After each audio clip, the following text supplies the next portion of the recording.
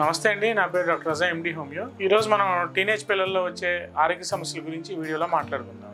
బేసిక్గా ఇప్పుడు ఈ రోజుల్లో మనం ఆడపిల్లలు అయితే 12 to 13 ఇయర్స్ తర్వాత మెచ్యూర్ అయిన తర్వాత వీళ్ళల్లో చాలా హార్మోన్ రిలేటెడ్ ప్రాబ్లమ్స్, మెచ్యూర్ అయిన తర్వాత ఇమీడియట్గా పీరియడ్స్ రాకపోవటం, అమాంతంగా వెయిట్ పెరిగిపోవటం, దాని ద్వారా వీళ్ళు తినే ఫుడ్ హ్యాబిట్స్ బట్టి కానీ ఈ గైనిక్ ప్రాబ్లమ్స్ అవి స్టార్ట్ అయిపోవటం, ఒక 15-16 ఇయర్స్ వచ్చిన తర్వాత ఓవరియన్ సిస్ట్లు అవి డెవలప్ అవటం, పీసీఓఎస్ అవి డెవలప్ అవటం, ఇంకా మనం చూసుకుంటామంటే ఒక irrespective of the age group ఈ రోజుల్లో బిలో 20 ఇయర్స్ పిల్లల్లో థైరాయిడ్ ప్రాబ్లమ్స్ అవి రావటం అనేది చాలా ఎక్కువగా చూస్తున్నాము. సో అలాగే మగపిల్లల్లో తీసుకుంటే ఓవర్ వెయిట్ వచ్చేయటం, మనం ఓవర్ వెయిట్ వచ్చిన తర్వాత అబ్నార్మల్ వెయిట్ అని చెప్తూ ఉంటాం.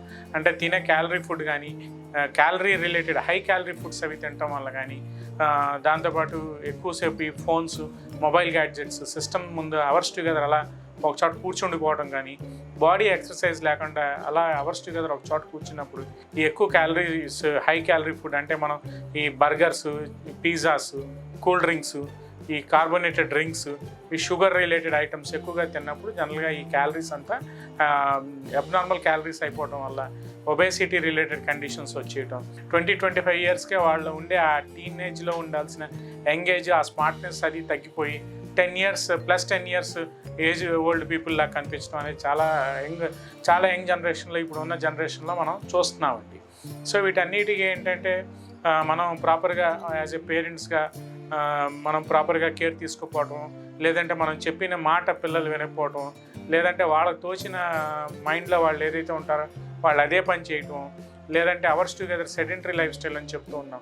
ఇప్పుడు స్కూల్స్లో తీసుకుంటాం, మార్నింగ్ 8 నుంచి ఈవినింగ్ 8 వరకు కంటిన్యూస్గా 12 అవర్స్ ఒక చోట కూర్చుని పోతాం, లేదంటే ఇళ్ళల్లో ఉంటే హాలిడేస్ అప్పుడు ఆడుకోవడానికి వెళ్ళకుండా, లేదంటే ఏదైనా physical activity, minimum physical activity లేకుండా అవర్స్ టుగెదర్ ఈ మొబైల్స్ చేతుల్లో పట్టుకుని అలా ఆ సోఫాల్లోనూ ఆ బెడ్స్ మీద అలా ఉండిపోయిన తర్వాత ఇప్పుడు ఆ ఏజ్లో అది వాళ్ళకి ఏం తెలియకపోయినా లాంగ్ టర్మ్ ఏజ్లో ఒక 30-35 ఇయర్స్ వచ్చిన తర్వాత 25 ఏళ్ళు దాటిన తర్వాత వీళ్ళకి దీర్ఘకాలిక వ్యాధులు ఏవైతే మనం ఒబేసిటీ అని చెప్తున్నాము, లేదంటే హార్మోన్ రిలేటెడ్ ప్రాబ్లమ్స్ అని మనం ప్రీవియస్ వీడియోస్లో చెప్తున్నాం, లేదంటే బాడీలో వచ్చే ఫిజికల్ చేంజెస్ ఏవైతే రావాలో ఆ చేంజెస్ అని ప్రాపర్గా రాకపోవడం వల్ల కానీ, యాక్టివిటీస్ అది తగ్గిపోయి మైండ్ ప్రకారంగా మనం తీసుకుంటే చాలా స్లగ్గిష్గా, చాలా స్లోగా, చాలా లేజీగా, ఒక యాక్టివ్నెస్, ఒక వైబ్రెంట్ అనేది ఆ ఏజ్కి తగ్గట్టుగా వాళ్ళు లేకుండా ఇన్యాక్టివ్గా అయిపోవటం, చాలా డ్రౌజీగా, మత్తుగా అయిపోవటం అనేది, మగతగా అయిపోవడం అనేది మనం చూస్తున్నామండి. సో అసలు ఈ కండిషన్స్ అన్నీ ఎందుకు వస్తున్నాయి అంటే మనం తినే ఆహారపు అలవాట్లే ఫస్ట్ చాలా వరకు వీటికి మూల కారణం. ఈ ఆహారపు అలవాట్ల తర్వాత అది మగపిల్లలైనా ఆడపిల్లలైనా మనకు ఎటువంటి ఫిజికల్ యాక్టివిటీ లేకుండా only mental stress, only mind ప్రకారంగా ఒక యాక్టివిటీకి పరిమితం అయిపోవటం. ఇప్పుడు ఉన్న టార్గెట్ రిలేటెడ్ ఎడ్యుకేషన్స్, జాబ్సే కాదు, ఏదైనా మనం ఏదో ఐఐటీలో ర్యాంక్ సాధించాలి, లేదంటే ఎన్ఐటీలో ర్యాంక్ సాధించాలి, లేదంటే ఏదో నీట్లో ఏదో ర్యాంక్ సాధించాలి అంటే ఆ చదవాల్సిన దానికంటే ఎక్కువసేపు అవర్స్ టుగెదర్ అలా కూర్చునిపోయి ఈ ఫ్యాట్ డిపాజిట్స్ అనేవి బాడీలో ఎక్కువైపోవటం వల్ల చాలా యంగ్ ఏజ్లో దీర్ఘకాలిక వ్యాధులు బారిన పడి వాళ్ళు ఏదైతే ఒక బంగారు భవిష్యత్తు ముందుందో దాన్ని పాడు చేసుకోవడం అనేది జనరల్గా జరుగుతుంది. అదే ఒకప్పుడు ఒక 10-15 ఇయర్స్ బ్యాక్, 20 ఇయర్స్ బ్యాక్ జనరేషన్స్లో చూసుకుంటే అదే లేదు. మన చిన్నతనంలో చూసుకుంటే మనకు కొద్దిగా యాక్టివిటీ అంటూ ఉండే, మన టైంలో మనకి మొబైల్స్ కానీ, టీవీలు కానీ, ఫోన్లు కానీ అందుబాటులో ఉండేవి కాదు మన చేతుల్లో.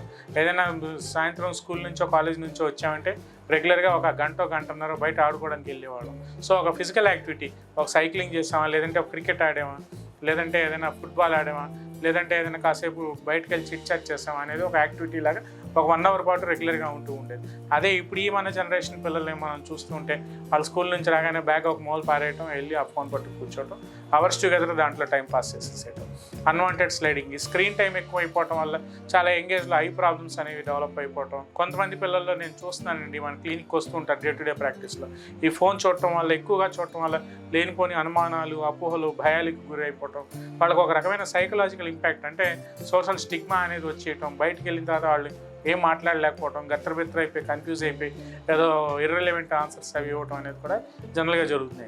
సో ఇదిలా మన యంగర్ జనరేషన్స్ ఇలా ఉంటే మన ఫ్యూచర్ ఎలా ఉంటుంది అనేది మనం కొద్దిగా ఆలోచించుకోవాల్సిన అవసరం ప్రతి పేరెంట్గా, అది మీకు నాకు అందరికీ చాలా ఒక క్వశ్చన్ మార్క్గా ఉంటూ ఉంటుంది. సో దీన్ని మనం ఎలా అవాయిడ్ చేయాలి అంటే ముందు మన పిల్లల్ని మనం ఎడ్యుకేట్ చేయాలి. సో అసలు డూస్ అండ్ డోంట్స్ ఏంటో చెప్పాల్సిన అవసరం ఎంతైనా ఉంది. తర్వాత వాళ్ళకి ఒక ఫిజికల్ యాక్టివిటీ అనేది కల్పించాలి. తద్వారా వాళ్ళ ఫుడ్ హ్యాబిట్స్లో మార్పు తీసుకురావాలి. వాళ్ళ లైఫ్ స్టైల్ మోడిఫికేషన్ చేయాలి. సెడెంటరీ లైఫ్ స్టైల్ లేకుండా చేయాలి. ఎక్కువ గ్రీన్ లీఫీ వెజిటబుల్స్ మీద ఆధారపడేటట్టు చేయాలి. ఈ జంక్ ఫుడ్స్కి, అన్హెల్దీ ఫుడ్ హ్యాబిట్స్కి, ఈ బళ్ళ మీద ఈ పానీపూరీలు ఇవి లేకుండా వాటిని బారిన పడకుండా చేయాలి. సో ఇట్లాంటివన్నీ వాటి ఎఫెక్ట్ని గురవ్వకుండా మనం జాగ్రత్తగా మనం మానిటర్ చేసుకుంటూ, మనకు కొద్దిగా కష్టంగా అనిపించిన పిల్లలు మన మాట వినడానికి కొద్దిగా వాళ్ళకి ఇష్టం లేకపోయినా ఎలాగ మనం వాళ్ళకి నచ్చ చెప్పి భయపెట్టకుండా నచ్చ చెప్పి మనం వాళ్ళని బుజ్జగించి వాళ్ళకి ప్రాపర్గా కౌన్సిలింగ్ అనేది చేయగలిగితే over the period of time వాటి ఎటువంటి దీర్ఘకాలిక వ్యాధులు, లాంగ్ స్టాండింగ్ క్రానిక్ డిసీజెస్ ఇవి చాలా ప్రమాదకరం మన సొసైటీకి, మన ఫ్యూచర్కి, మన పిల్లలకి. వాటిని బారిన పడకుండా మనం నివారించుకోవచ్చు. మన భారతదేశానికి ఒక మంచి బంగారు భవిష్యత్తుని ఇవ్వచ్చని ఈ వీడియో ద్వారా నేను ఒక మెసేజ్ లాగా మన వ్యూవర్స్కి, ఈ వీడియో చూస్తున్న ప్రతి పేరెంట్కి నేను అంకితం చేయదలుచుకున్నాను.